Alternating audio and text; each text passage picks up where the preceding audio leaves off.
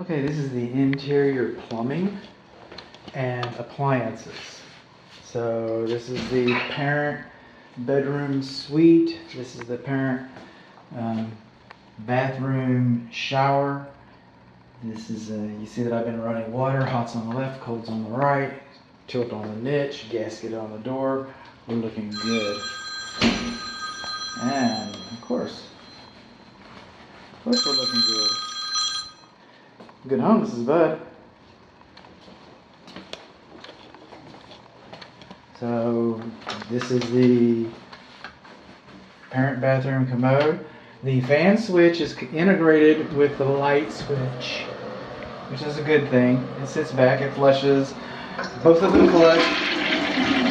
I've been here, but you know, and we're really not doing an interior. This is really interior plumbing and appliances. But this is the parent bedroom closet. And since I'm here, I just thought I'd catch that. What we got here is just kind of a blemish on the wall there. Some carpet fuzz got on it while it was still wet. So just kind of taking a look. We got a little bit of running paint right here. And this is beyond the scope. Home inspectors don't do this. I mean, most of them don't. But, you know, my clients, they don't see, I'm not going to see everything they see. And it's their job. They're charged. They're tasked with that. But having said that, you know, I do see things, and an extra set of eyes doesn't hurt. These are GFCI protected. They have little stickers on them. I peel mine off. I get it. And so anyway, that's the GFCIs, and they're controlled by the ones in the bathroom. They're controlled by the ones in the hall bathroom. There's a receptacle outlet there. So here we go. And this is the plumbing all underneath here. And that might be. There's the painter. So he's coming on in. How you doing, guys? This is the hall bathroom. In the parent bathroom, when the receptacle trips, then this is where you come to reset it. Right here. This is the one that resets it. Again, hot's on the left, cold's on the right. All the plumbing in here has been pretty much uneventful. I don't know. Yep, they're painters. The bathtub stopper, Dave, the builder, was in here earlier. I think he caught that. That was loose in there. Hot's on the left, cold's on the right. The shower control works, commode works, flushes. That stopper used to be in a different location. Thank you. Yeah, it was a good one. Good save, Dave. Good save, Dave. This door. Okay, that's the interior, but this door does not latch properly. Let's just go ahead and make note of that. Belongs in another one, but you know. Hall bathroom door does not latch. And fans on the right, already said that. Switch, okay. Moving on along, I can smell the ovens cooking. We're still preheating. We're going to let it go to 350. We're going to let it go to 350. That's what we do. Refrigerator nook. This is the ice maker connection. Butler's pantry. Refrigerator oven light does work, so we can just get that out of the way. I tested the microwave. I cooked my handkerchief actually. Surface lights work. Vent fans work. It's a circulating vent fan. It's a circulating vent fan is what we got here. Alright, and again I did the cook. I did the manual cook. I hit cook time. I plugged my time in. Cancel off. That's what I did. Now, here's some conversation. Vent fans are not required. Vent fans are not required in kitchens, but since they are required, code says that this corner should not be any closer to this corner than 24 inches. Alright? That's what code says. Since it's there, I say we don't have that much space. The manufacturer's installation instructions supersedes code.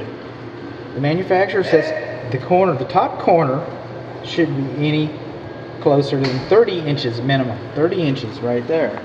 So even though this does not meet code, this meets the manufacturer's specifications.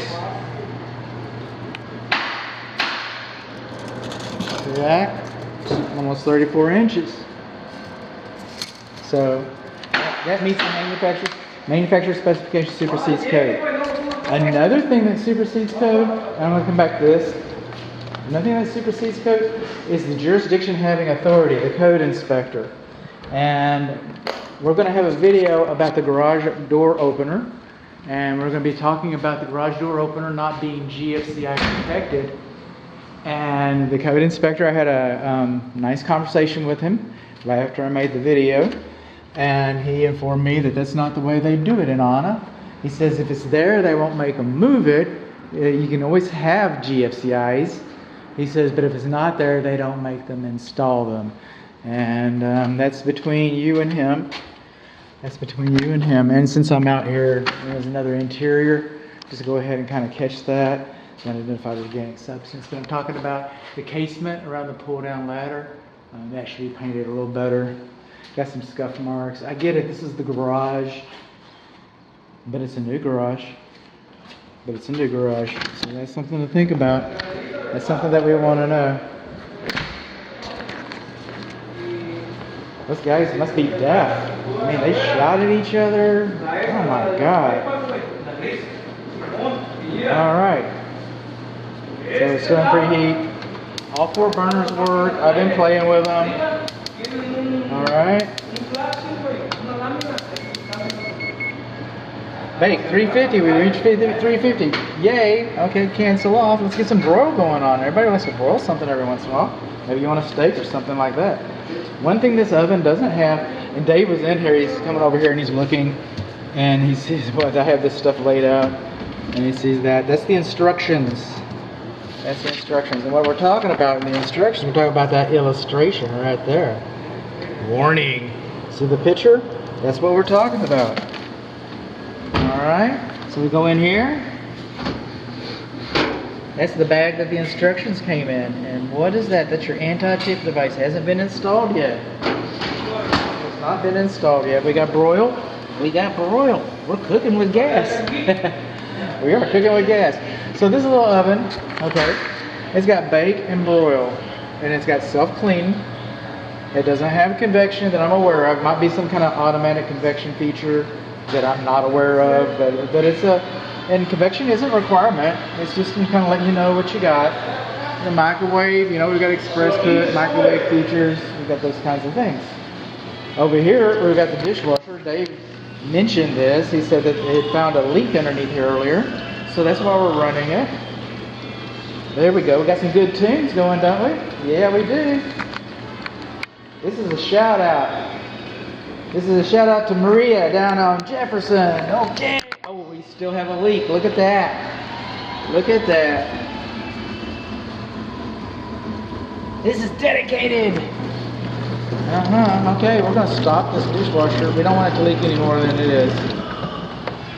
Alright, food disposal is 1/3 horsepower. I'm going to get a rag and I'm going to clean that up. I'm going to get a rag and clean that up.